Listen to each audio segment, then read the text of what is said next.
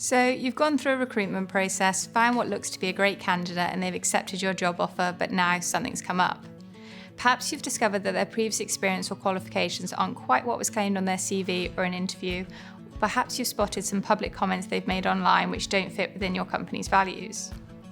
You may no longer want them to start work for you, but they've already accepted your offer and the contract's been signed. In this situation, can you withdraw the job offer? Technically speaking, you can't withdraw the offer once it's been accepted. However, if the contract has been drafted carefully and is subject to suitable conditions, it may be possible to argue that a condition has not been satisfied and that the contract should therefore not come into force. Alternatively, it would be possible to give notice and terminate the contract before the employee starts work for you, but depending on the terms of the contract, this could prove to be an expensive decision.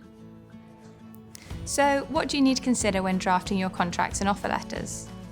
Firstly, they need to be clear on what they're conditional on. For example, satisfactory criminal record checks and proof of academic qualifications.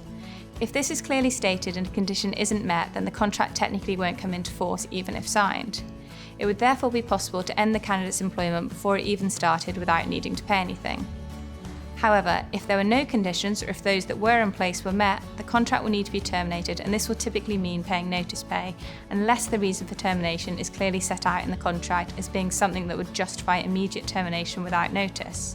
For example, the candidate ceasing to be eligible to work in the UK or committing a criminal offence. If the reason for termination doesn't fit within a condition or an immediate termination right, notice must be served under the contract. Where a probationary period applies, this may only be a couple of weeks' pay, but in contracts where there is no probationary period, this could require you to pay a number of months' pay to a candidate who never does any work for you.